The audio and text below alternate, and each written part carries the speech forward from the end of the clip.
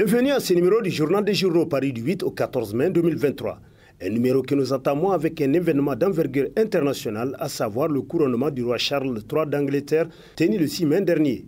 Une cérémonie qui a enregistré la présence du président de la République, Mohamed Bazoum. À cet effet diplomatie, Mohamed Bazoum conseille au roi Charles III de régner comme Elisabeth II, s'exclame à la une de sa parution en date du 8 mai le quotidien privé Mouri à la Voix du Niger, pour qui la cérémonie du couronnement du roi d'Angleterre est l'événement le plus important dans le monde, et ce, à cause de la célébrité de la monarchie britannique. Une vieille monarchie qui a mutualisé à la fois avec les systèmes traditionnels des pouvoirs africains et les régimes de gouvernement modernes. La participation active du Niger à la cérémonie de couronnement du roi Charles III a été particulièrement marquée de façon indélébile par le président Mohamed Bazoum en Angleterre. À la lumière des activités hautement festives et en couleur, suivies dans le monde entier, le président Bazoum est l'un des rares invités à donner des conseils au nouveau roi d'Angleterre, nous apprend le journal pour qui que Charles III règne en portant à cœur l'Afrique, comme l'avait fait sa défunte mère, la très glorieuse reine Elisabeth II. D'autant que c'est en développant et en diversifiant la coopération avec chacun des États de l'Afrique qu'on enrichit les relations humaines entre le peuple, conclut Mouria.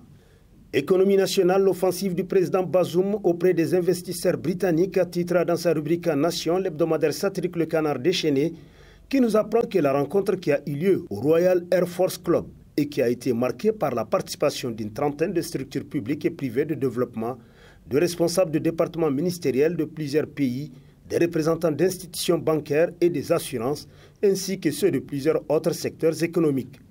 L'offensive du président Bazoum à l'endroit des investisseurs anglais ouvre la voie à l'arrivée d'opérateurs économiques anglais dans un pays qu'ils n'hésiteront pas à prospecter selon le satirique, pour qui le Royaume-Uni pourra ainsi jouer sa partition économique pour un développement économique du pays. Ce qui se fera à travers un partenariat gagnant-gagnant entre les parties, conclut le Canard déchaîné. Première session de 2023, les parlementaires ont voté le projet de loi modifiant et complétant la loi numéro 2007-26 du 23 juillet 2007 portant statut général de la fonction publique de l'État, titre à la une de sa parution l'hebdomadaire Niger Times, pour qui les travaux en séance plénière de la première session ordinaire de l'Assemblée nationale se poursuivent normalement.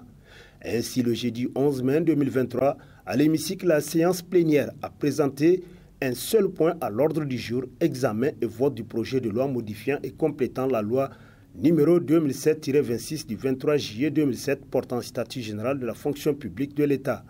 13 articles, nous apprend le journal qui poursuit. Dans les débats, les parlementaires ont démontré que le rehaussement de l'âge de retraite de 2 ans, de 60 à 62, donnera un nouveau souffle à la fonction publique nigérienne, mais aussi et surtout cette astuce permettra à la Carénie de mieux se préparer pour la prise en charge des retraités. Au total, 94 ont voté en faveur de ce projet de loi, 0 contre et 0 abstention selon Niger Times. Iranium Gate, l'horizon s'assombrit pour Mohamedou Issifou, titre dans sa rubrique Nation, l'hebdomadaire Le Courrier, qui constate que depuis quelques jours, le Niger est revenu sur la sellette, avec sous les feux de la rampe le désormais célèbre et trader nigérien, l'ex-président de la République du Niger, qui dans le confort de son palais mènerait dans la discrétion de son entourage qui lui doit des servilités, si gauchement dans le faux en s'accaparant d'une affaire de vente de minerais d'uranium dans laquelle la Sopamine et le ministère des Mines sont soigneusement écartés pour laisser la présidence s'en occuper seule. Mais voilà que rebondit l'affaire que le régime d'alors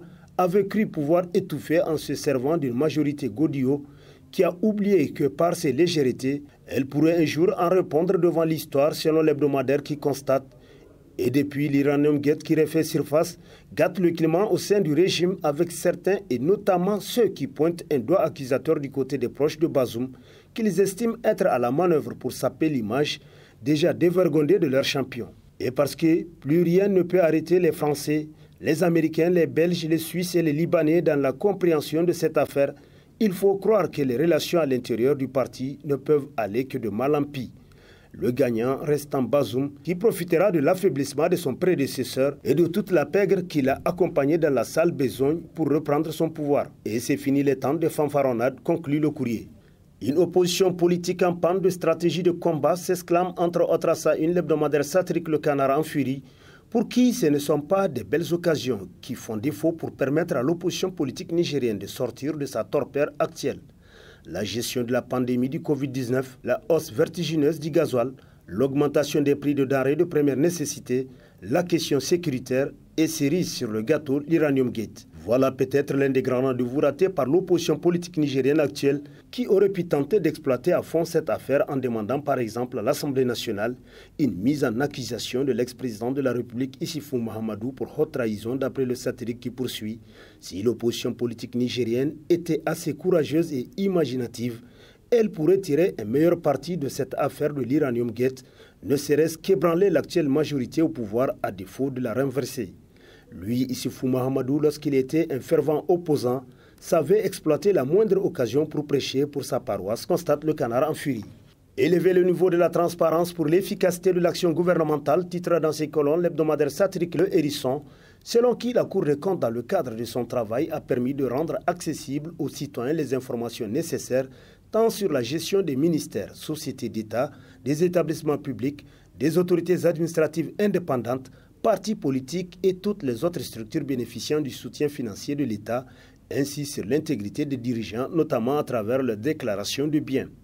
Mais pour réussir le pari de la transparence, il semble inévitable de l'instituer dans des instances et des secteurs qui sont restés jusque-là infranchissables d'après le journal qui poursuit qu'en effet, la bonne gouvernance exige que la transparence soit de mise à tous les niveaux et toutes les instances, à commencer par la réunion des conseils des ministres. Au-delà des simples images, les citoyens méritent au moins une fois l'année de savoir comment nos ministres présentent leur communication et comment l'intérêt général y est défendu. Si le président de la République arrive à contraindre tous les membres du gouvernement à cet exercice de transparence, il est évident qu'à l'avenir, beaucoup de ministres refuseront de siéger au gouvernement parce qu'ils n'ayant pas le profil, selon Le Hérisson. Ministère du Plan, Rabiou Abdou, un Wagner indésirable?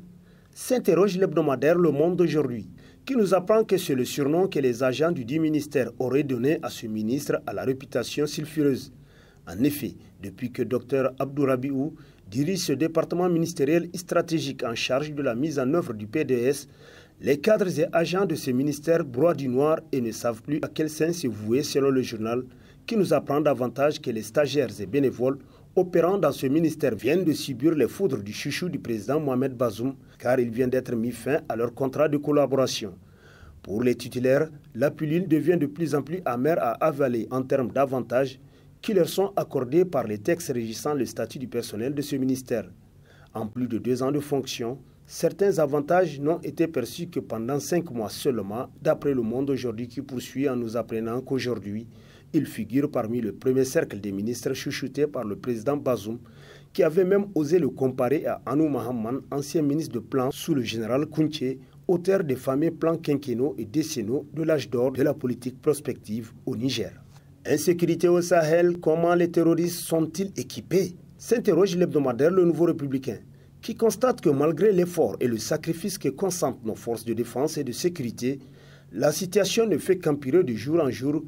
depuis plus de 10 ans. C'est d'ailleurs pourquoi le peuple nigérien remet en cause la coopération militaire entre le Niger et les puissances étrangères, notamment la France, qui s'est dit alliée du Niger et des autres pays sahéliens dans cette lutte. Mais la question la plus préoccupante, qui mérite d'ailleurs une réflexion très profonde, est la montée en puissance des terroristes. D'aucuns se demandent d'où proviennent les armes et les munitions, qui leur fournit tous ces matériels militaires aussi puissants que ceux de nos militaires. Et également, comment savent-ils les manier? Qui sont leurs formateurs et par quels moyens ces équipements militaires leur proviennent-ils? Sont autant de questions que se pose le journal et la majeure partie des citoyens nigériens conscients de la dégradation continue de la sécurité au Niger. Eh bien oui, ces questions ont toute qualité d'être posées et on devrait pouvoir apporter des éléments de réponse pour éclairer le peuple sur son devenir. Et ils n'ont pas tort ceux qui se posent ce genre de questions, car d'après le journal, le peuple en a marre de voir chaque jour du sang versé sur son sol, des Nigériens militaires comme civils soient tués sans que les coupables ne soient anéantis pour de vrai. Vive tension entre éléments des forces de défense et de sécurité à Zender, mieux vaut prévenir que guérir, s'exclame dans la rubrique Vue du perchoir de sa parution en date du 11 mai, le quotidien privé L'Enquêteur, qui se demande, effet de contagion inquiétante? Les patrons locaux des forces de défense et de sécurité viennent à peine d'éteindre le feu à Zender le lundi 8 mai 2023, lorsqu'on apprend qu'à Agadez aussi une bagarre a opposé 2 soldats en tenue civile à moto et des policiers le mercredi dans les environs du marché Toll. Tout comme celle de Zender, l'altercation d'Agadez également est née d'une dispute verbale entre les éléments des 2 corps dans la circulation. Fort heureusement, L'incident n'a pas pris la même tournure inquiétante comme à Zender où les agressions entre militaires et policiers se sont étalées sur 2 jours avec au compteur 6 militaires blessés et 5 policiers grièvement blessés selon le bilan officiel dressé par la hiérarchie militaire locale. La tournure alarmante prise par l'incident a même suscité la convocation d'une réunion extraordinaire du Conseil régional de sécurité par le secrétaire général du gouvernorat, nous apprend l'enquêteur. Liberté de la presse, le Niger classé 61e sur 180 titres dans ses colonnes le bimensuel Écho du Monde qui rappelle qu'en 2022 comme en 2021, le Niger était classé 59e, alors qu'en 2020, le Niger avait occupé la 57e place. Le Niger dégringole de son rang pour reculer et tout laisse à croire que la dernière loi votée sur la cybercriminalité est le motif principal qui a défavorisé le classement du Niger. Pour le tout nouveau président du CSC, M. Labo Boucher, il déclare que la publication des RSF sur la liberté de la presse dans le monde nous permet de découvrir le regard que les autres portent sur l'état de notre presse, aussi bien sur les avancées que sur les reculs. Il ajoute qu'il se réjouit qu'aucun journaliste nigérien ne soit en prison ou inquiété dans l'exercice de son métier tel que rapporté par Écho du Monde pour qui, cependant, il faut noter que les conditions difficiles et la précarité dans lesquelles les entreprises de presse se déploient pour exercer le métier est aussi une autre forme de menace d'extinction. Des efforts à acclamer, APS Niger titre dans sa rubrique Association le bimensuel L'Étincelle qui nous apprend que c'est une jeune structure qui a vu le jour dans le but de protéger les sociétés qui évoluent dans le domaine de la sécurité privée.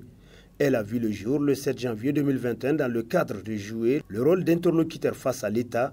et que ce dernier puisse à son tour transférer l'information à qui de droit, avec à sa tête comme président Yassine Hassan Diallo. Pour ce dernier, aujourd'hui, rien n'est possible sans la sécurité. Elle est devenue comme un enjeu politique et électoral, d'où on dénombre à peu près presque 500 entreprises de sécurité privée.